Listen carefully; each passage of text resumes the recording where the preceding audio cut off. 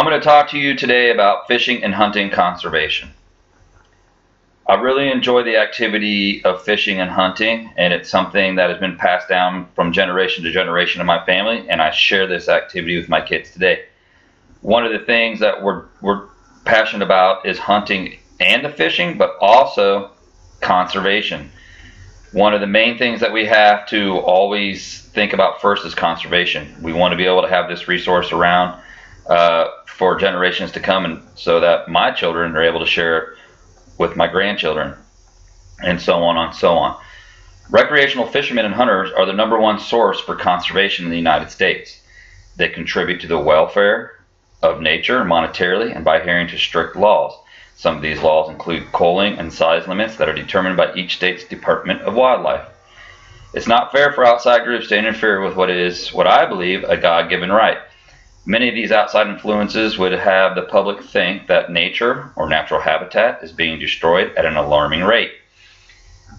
This is a new era where people have a greater knowledge and greater respect for conservation, and recreational hunters and fishermen have their finger on the heartbeat of this issue.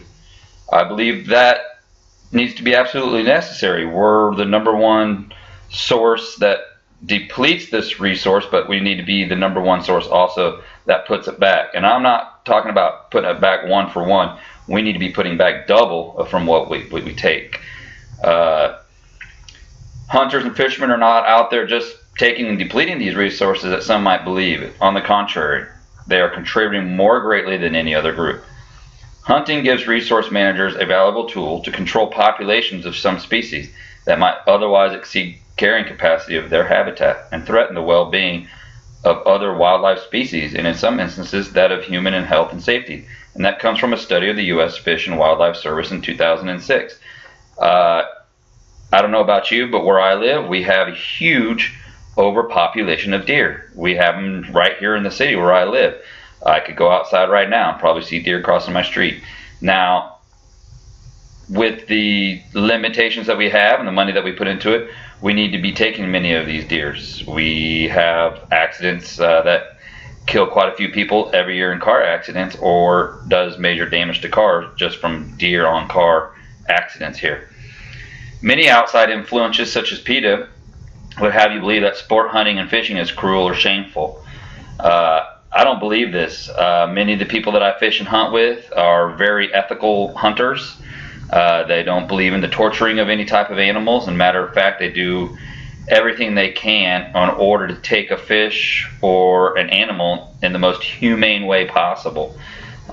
This is one of the things that I believe should be ingrained in your children's mind before you even start to hunt. I do this with my children. They need to understand that if we're going to go fishing and we're going to take fish, we're going to eat them and we're going to clean them, and that's their responsibility. If this is something they don't want to do, then they need to be able to respect the land and put that fish back. I also believe this is our God-given right to hunt and fish. It has been an activity handed down from one generation to another, and man was given a great responsibility to have dominion over the wildlife and to subdue all creatures. And this comes from Genesis 1:26 in the New International Bible. Now, a lot of people think we take this the wrong way. Maybe they take this as what is out there is ours for the taking. We just take whatever we want. And I don't believe that. I think God gave us a commission to be responsible, to take care of the animals. But at the same time, we also have to provide a need for us when it comes to eating. And this is one way I feed my family. So this is something that is ingrained in us, I think, from creation. So humans, I believe, have mastery over all things. But you have to have a great understanding on how nature works. And you have to understand not to destroy it. We are also responsible for its regeneration and care. It's very tightly regulated in the U.S. The U.S. Fish and Wildlife Service closely monitor license allocations to ensure healthy populations of different species. It is maintained through the U.S. Fish and Wildlife Service, and there are heavy fines for illegally taking animals when it's not in season or size or undersize or overtaking your limit. I believe this is great. One of the things I think we could work on is policing these people a little bit more. I don't believe the resource is there for that right now, but in my personal life, I've seen people take what they probably shouldn't be taking, and that really irritates me. So it also makes people like me, who have a respect not only for the animal, but respect for the land, it just really gets underneath my skin when I see people just taking too much. So people for the ethical treatment of animals, PETA, they have a place when it comes to humane treatment of animals, and I don't really want to say what they're doing is wrong, but they have certain ways of going about it that make ethical hunters and fishermen look pretty bad, and I believe what they're doing is going to be detrimental not only to us as hunters and fishermen, but it can be detrimental to even the people who don't hunt and fish. The PETA organization does seem to distort their information about sport fishing and hunting while trying to create a shock-type campaign to get the public on their side about an issue. PETA will do whatever it takes to get the public on their side of an issue, no matter the cost. They are extremists with an extremist attitude with their campaigns. While the numbers continue to decline compared to decades ago, more than 29 million people still went fishing in 2006, spending billions of dollars on their hobby, according to a Florida State University study. Sport fishermen are responsible for killing almost 25% of overfished saltwater species. Many trout streams are so intensely fished that they require that all fish caught be released. The fish in these streams may spend their entire life being repeatedly traumatized and injured. Well, I kind of have to disagree with some of this. I mean, yes, some of it that's true. We are going to have a few bad seeds in the group. But what PETA will not say is that many trout streams that are not catch and release, but have serious size and slot limits, and because of this practice, have more than likely replenished what was a dying species in that particular part of the river and stream. All of this probably done by your local fishing club and state and wildlife parks department through licensing fees and laws. I have fished many of these rivers. Yes, you are correct. There are many places you're not even allowed to fish at all. And the reason being this is because they're trying to replenish the wild stock that is there. One of the things we can't lose in some of these rivers and streams are the wild stock. We can't, just because we breed them on a farm doesn't make them a wild fish. So these are the laws that I'm talking about that are trying to reintroduce these things, and it's because of hunters and fishermen, probably the ones that more than likely depleted the resource in the past, but we're now in the future are trying to replenish this thing. For most hunters and fishermen, conservation lies at the heart of what they do. If this was not so, then that prospective group cannot continue to enjoy the hobby that they are passionate about due to the fact the resource would be depleted. And if that mindset was not first and foremost, conservation in the world today is more than just leaving nature alone to progress on its own accord.